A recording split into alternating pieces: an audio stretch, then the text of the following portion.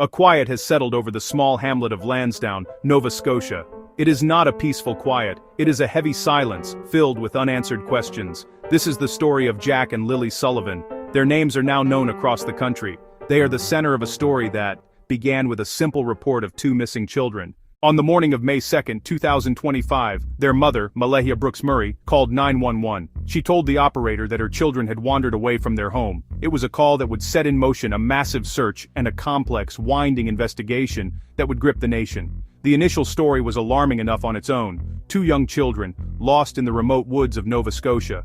Ms. Brooks Murray explained that she and the children's stepfather, Daniel Robert Martell, had been dozing in bed with their toddler. When they awoke, Jack and Lily were gone.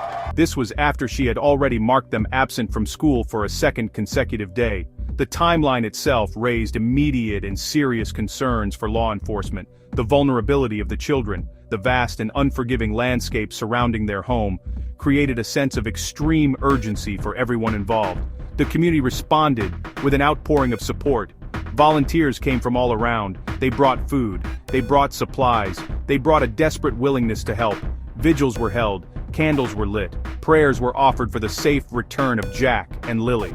The faces of the two children were shared widely on social media and in news reports. They became a symbol of innocence lost, a focal point for a collective hope that they would be found unharmed.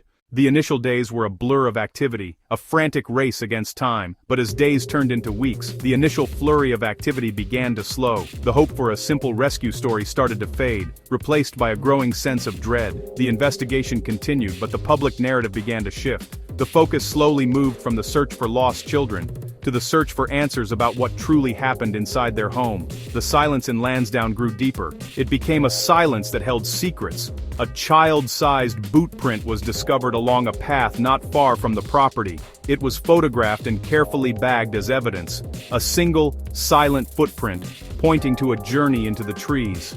Lily's small, pink blanket was found caught in the branches of a tree. It was located about a kilometer from the house.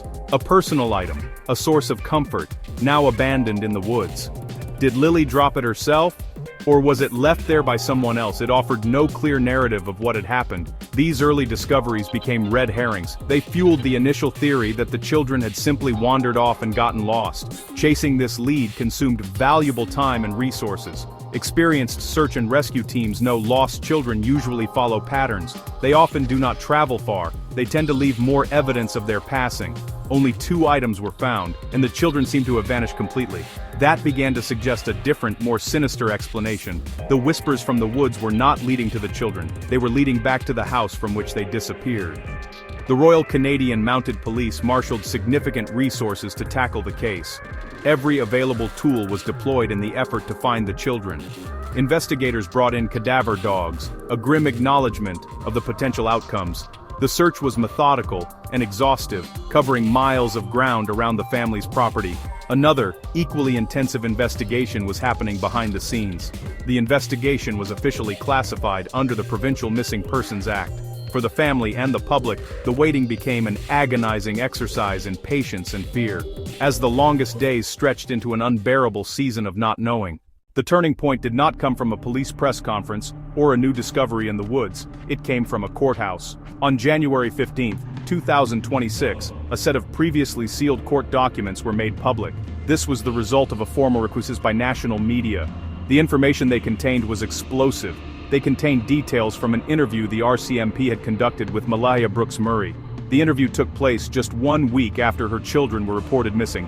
She discussed her relationship with her partner, Daniel Martell, and made serious allegations. She told investigators that Mr. Martell had been physically abusive toward her. It fundamentally altered the public perception of the family dynamic and cast a dark shadow over the stepfather. The release demonstrated the critical role legal processes and a free press play in uncovering the truth. It showed there were serious problems within the home long before the children disappeared. These papers changed everything. On a Monday morning in late February 2026, the investigation took a dramatic and public turn. Daniel Robert Martell, 34, was arrested by the RCMP. The news spread quickly. Police noted the charges were not directly related to the disappearance of Jack and Lily. The charges, which included sexual assault, involved an adult victim. In the modern era, Every life leaves behind a trail of digital echoes. These are the records of our movements, our communications, and our online activities. From the beginning, detectives began collecting and analyzing a vast amount of electronic data. They reviewed 8,100 video files, from nearby security cameras, dashcams, and personal cell phone videos. This digital canvas can corroborate or contradict statements and build precise timelines. Court orders open access to call logs, messages, and location data. Forensic tools can recover deleted files and fragments. Digital evidence can pinpoint a location within a few feet and reveal relationships meant to be private. While specifics have not been made public, it almost certainly shaped understanding of the case. The silent, objective data often provides the key to unlocking the most difficult mysteries. Following his arrest, Daniel Martel was released from custody with specific conditions. He was ordered to appear in court on March 2nd. An accused person is presumed innocent until proven guilty in a court of law. Police separated the adult victim charges from the major crime investigation into what happened to Jack and Lily. The case remained under the Missing Persons Act, not yet reclassified as a criminal matter involving the children. Human nature made it hard not to see both paths converging on a single terrible truth. The arrest sent shockwaves through the community and across the country. I've noticed a significant decrease in her weight since the kids have gone missing. She's just trying to take it day by day. The vigils and tributes were a powerful testament to a community's love and a country's shared sense of loss. We must trust the painstaking work of investigators and the integrity of the courts. Ultimately, this story must always return to the two children at its heart, Jack and Lily. The call is for truth. It is a call for accountability, and an unwavering call for Jack and Lily.